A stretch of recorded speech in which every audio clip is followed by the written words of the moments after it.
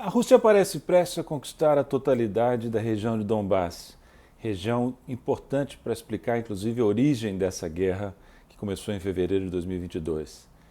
No Ocidente, a visão predominante, tanto nos Estados Unidos como na Europa, é de que a Rússia está embarcando ou embarcou numa aventura expansionista.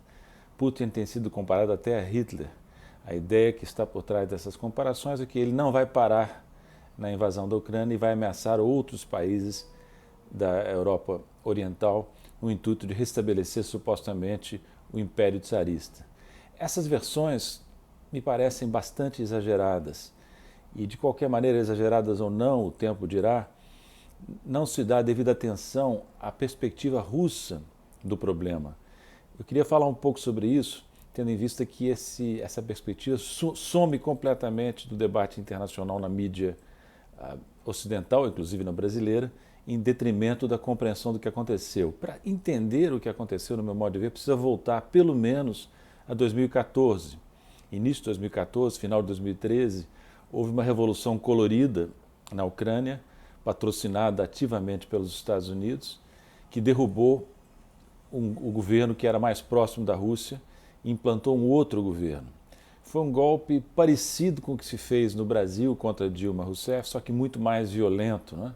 Porque participaram dessa rebelião, dessa revolução colorida, milícias de extrema-direita que atuaram com bastante violência nos episódios que se configuraram na época.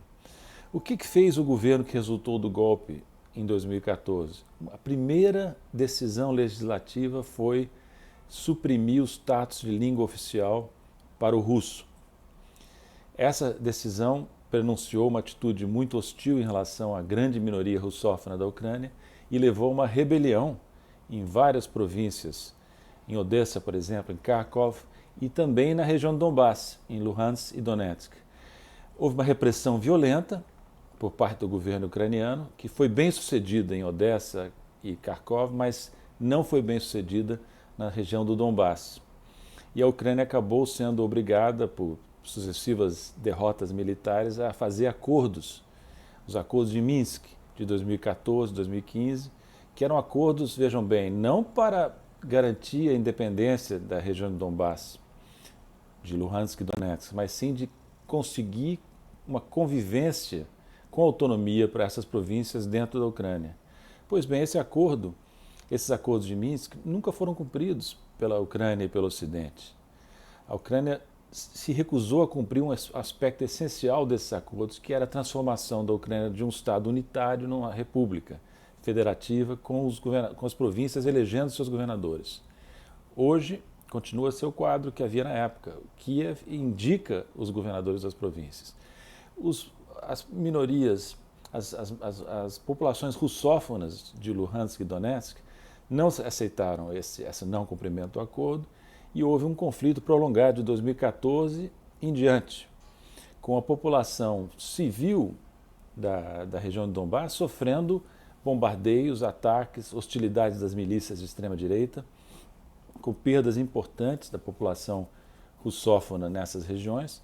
E não me consta que a imprensa, a mídia ocidental tenha vertido uma lágrima sequer pelo que aconteceu ali, nem condenado o governo da Ucrânia por estar reprimindo de maneira violenta e descumprindo acordos assinados em Minsk.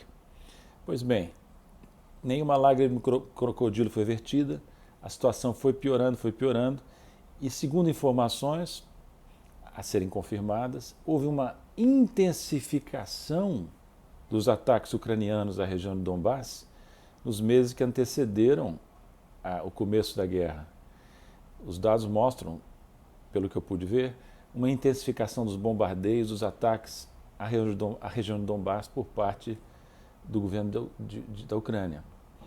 Segundo essa interpretação, que é a interpretação que os russos dão, que precisa ser ouvida também, Putin estava diante de um dilema, que era o seguinte: ou assistir de braços cruzados o massacre da população russófona em Donbass, ou intervir para protegê-las. Aí ele fez um cálculo, talvez incorreto, de que não valia a pena apenas intervir na região de Donbass, porque as represálias ocidentais, as sanções ocidentais seriam de qualquer maneira muito pesadas. Então era melhor atuar mais amplamente para neutralizar a Ucrânia, desmilitarizá-la e desnazificá-la. Esses são os objetivos declarados pela Rússia, né? Então vejam que o quadro é mais complexo do que sugere a versão que circula no Ocidente, de um Putin agressivo, imperialista, querendo expandir as fronteiras da Rússia. É provável que essa versão, não digo provável, mas é possível que essa versão seja muito exagerada. Será que ela vai sobreviver ao teste do tempo? E eu sugiro aos brasileiros que queiram se inteirar um pouco melhor das várias perspectivas que existem sobre a guerra, que consultem inclusive especialistas ocidentais, o suíço Jacques Bode, o americano Matlock, o professor Mearsheimer, são especialistas ocidentais que têm uma visão mais abrangente, a meu ver, mais equilibrada de um conflito muito complicado que está afetando o mundo inteiro.